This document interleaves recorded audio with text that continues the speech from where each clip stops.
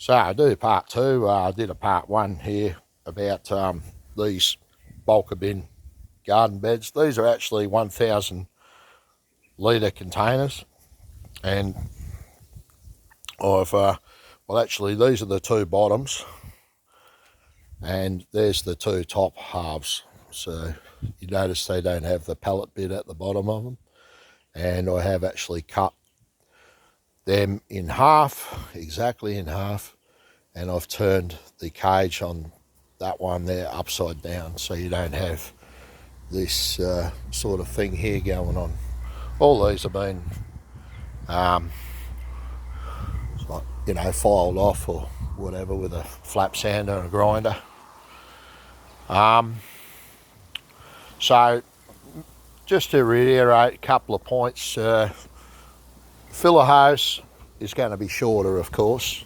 I've still got that one up. I'll chop them off later. I'll work it all out later. But anyway, as you can see, I've got the textile geotextile drainage mat in there, and then below the mulch, we've got the yellow sand down there, a layer of that, 2 inches over the hose that I showed in the previous video, which is like that, and that gives you a fair spread. But you space it out. Once you put your geo mat down on top of this, then you can space your hose out using bricks or whatever you want before you put your sand down, and you can take your bricks out, and etc, right? Plenty of videos actually showing you to do that. So the drain hose is opposite to the filler hose to make sure the water goes all the way around. Now I've got this one here ready to go. So we got 4 tomatoes, mighty reds. Got a couple of basils, 3 basils in there. Go great with tomatoes. And we got 1, 2, 3. There's another basil, 4 basils. We've got 1, 2, 3, 4 chilies in there, and I'll just show you the drain works. So there you go. So that's how that happens. So if it's going to rain tonight, water goes down.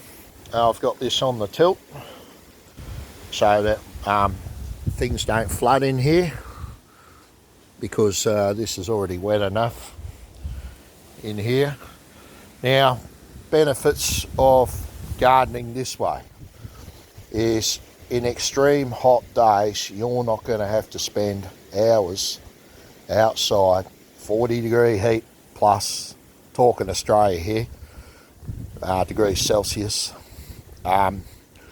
watering the garden. All right. You'll have enough water. You'll be able to prep yourself to make sure there's adequate water in there for that heat wave. Another benefit is the plants will only take the water that they need. So you're not continuously standing there hosing over the plants and the water's going down past them and going to nowhere, just sinking into the ground. So you're not wasting water either, you know. I mean, really, not to garden with these things should almost be illegal, but, you know, this is the way it is. So I source these bins from the local winery, and that's how I got hold of them. And I have 4 to do, and what will happen is, as time goes on each year, I will rotate the tomato crop to maybe, you know, another type of crop, you know, from one bin to the other, so we don't end up with those nematodes, you know, creating knots in roots and stuffing up the plants. So that'll be one reason for rotating. And I don't know, I was thinking about a worm farm for one of them, but nah. I'm going to make a worm farm separate. And we actually got one, a small worm farm that's just started, get active. So you will be able to put worms and all that in here. And as the soil goes down, you know, more just goes on top. Now, just to reiterate something else, after the big bag of mulch, which I shared between two, and I got a trailer load of sand from quarry of yellow sand for the medium. It's coarse sand, so that's your wicking agent. That'll help draw the water and bring it up. So that goes on the bottom. Then you know, on top of your mat, on top of your geo mat.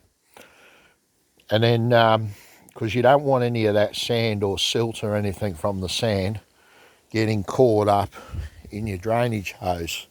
You want to keep that clear so that, you know, things drain when you want them to.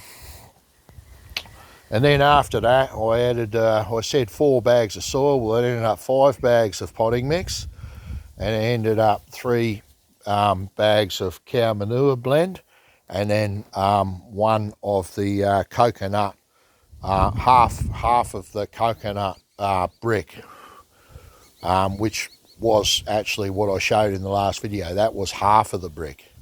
The full brick was like 90 litres or something. Yeah, it was 90 litres. So 45 litre of coconut husk went in here to mix in with the soil as a water retention agent. So that's what happened there.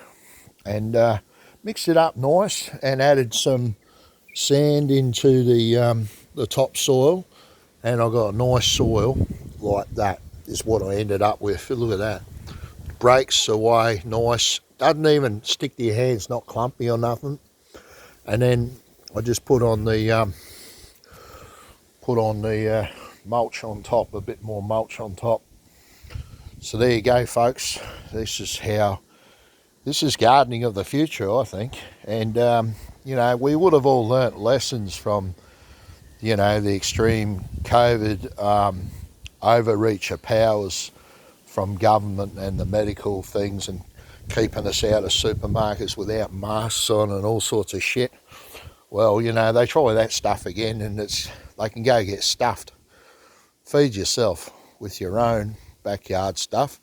If the shops, the big players, want to screw us around like that, then we have the power to say no and just don't go there. Don't spend your money there. That's it. If that's the game they want to play, they don't want us there, let's just not be there. And then we'll see everything turn around our way. But this is the start of everything, folks. This is true rebellion right here. Looking after yourself, growing your own veggies, and sticking it up the big fella. All right, see you later.